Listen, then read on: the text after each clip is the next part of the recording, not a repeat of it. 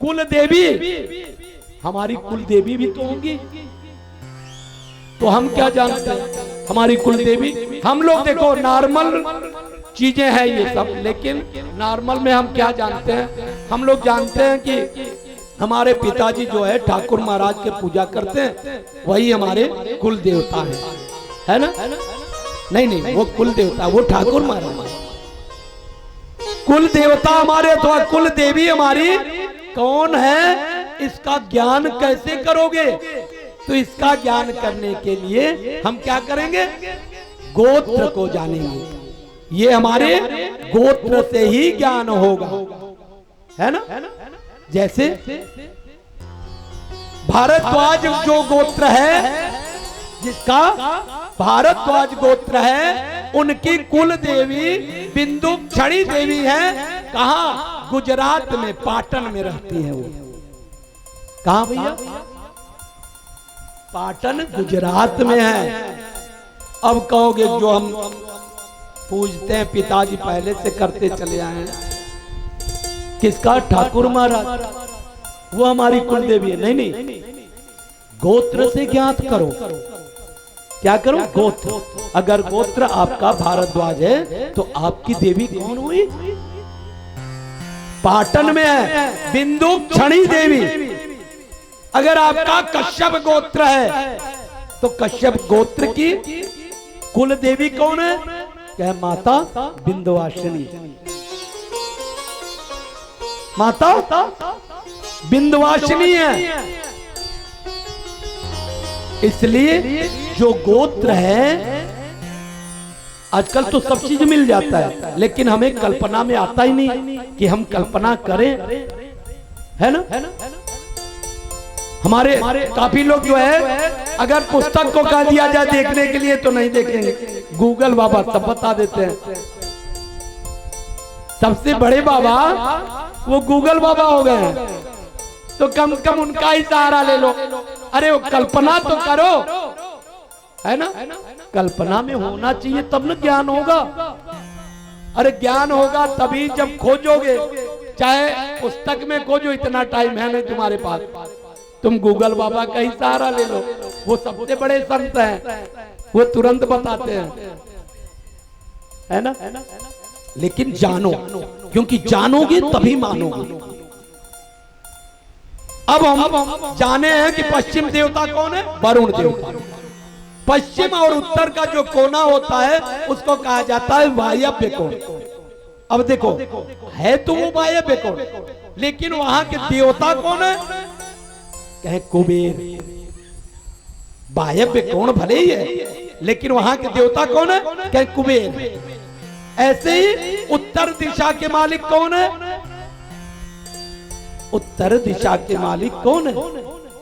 क्या? उत्तर दिशा के मालिक दो।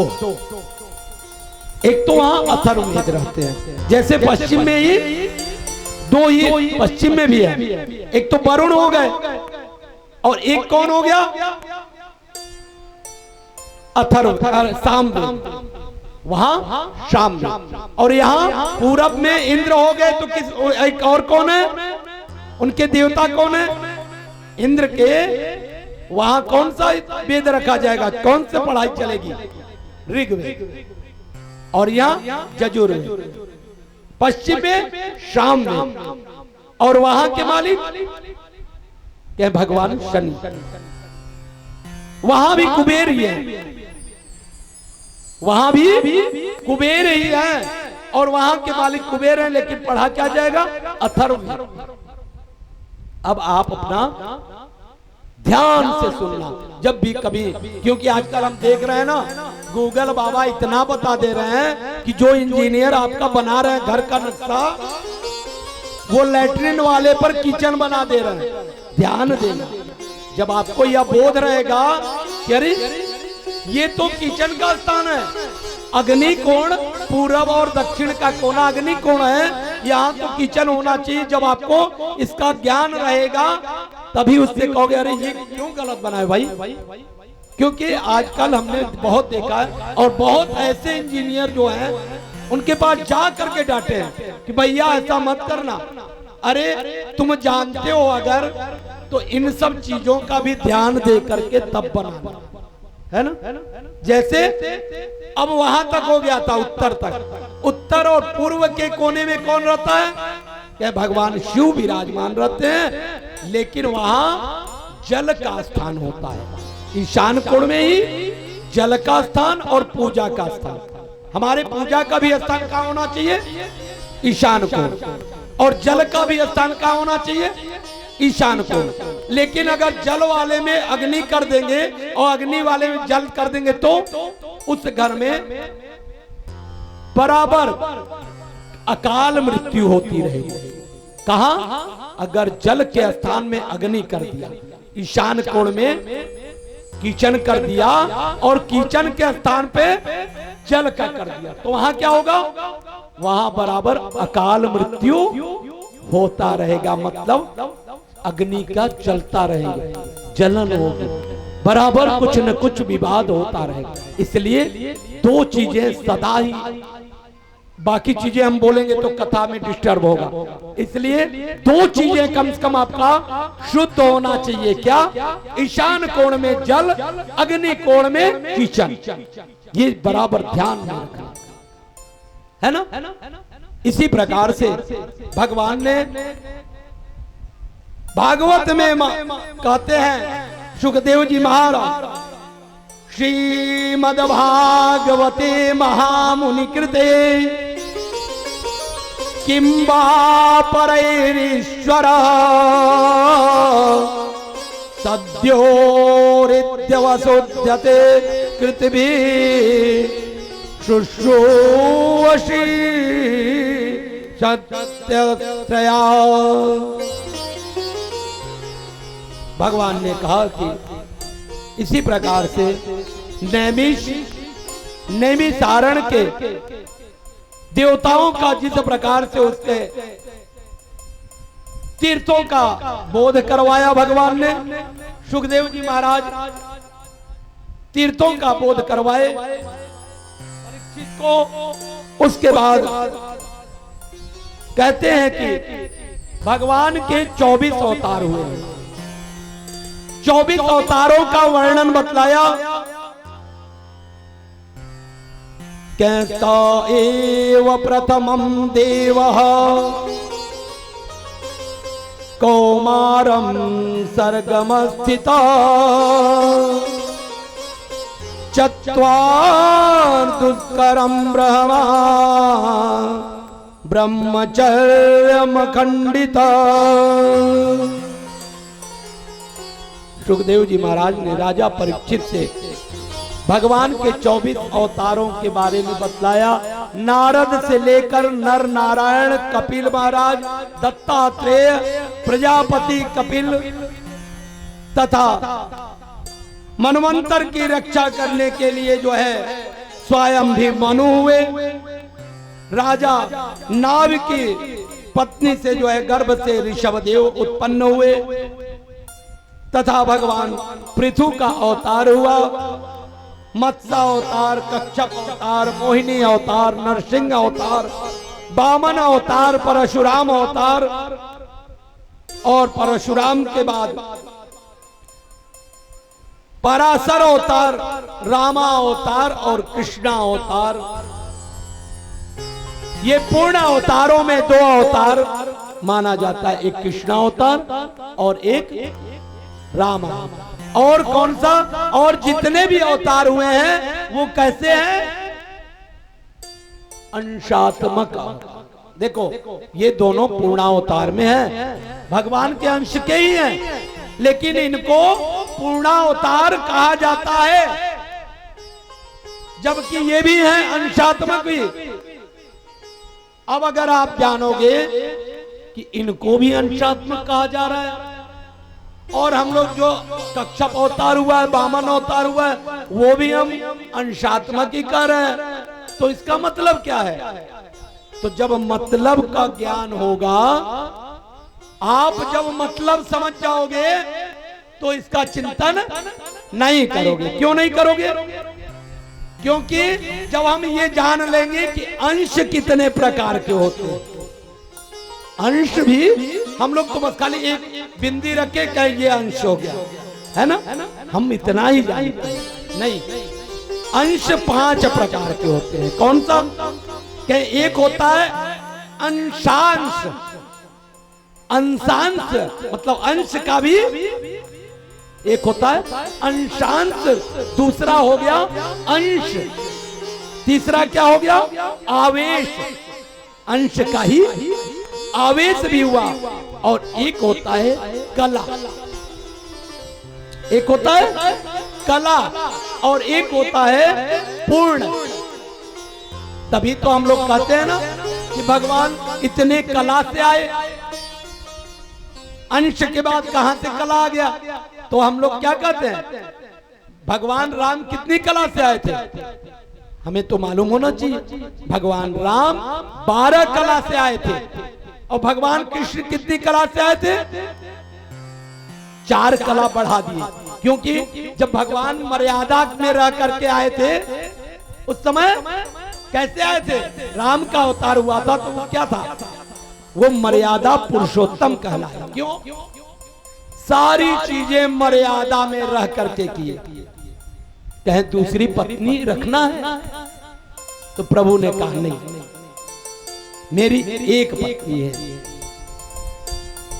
जानकी महारानी, बस मैं मर्यादित पुरुष हूं।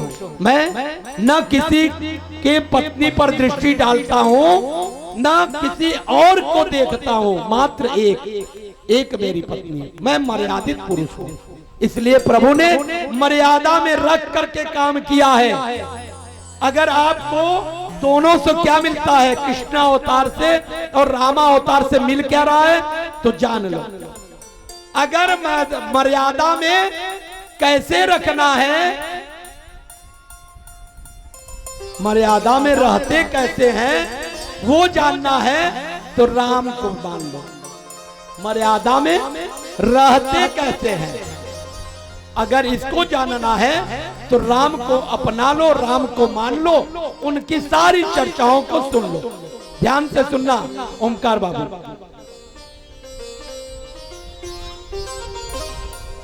मर्यादा में रहते कैसे हैं वो राम से सीखो, और मर्यादा में रखते कैसे हैं अगर इसको जानना है तो कृष्ण से सीखो।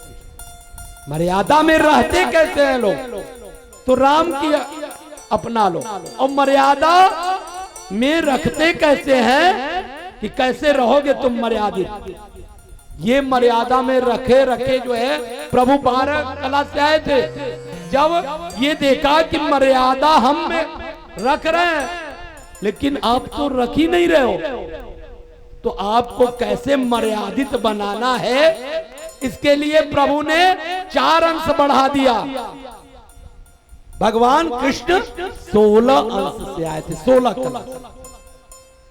भगवान की कला कितनी थी? 16। वैसे ही ये अंश जान लो। सभी को ये मत बताना कि नहीं अंशात्मक आए थे, अंशात्मक आए थे। नहीं, भगवान कलात्मक आए थे।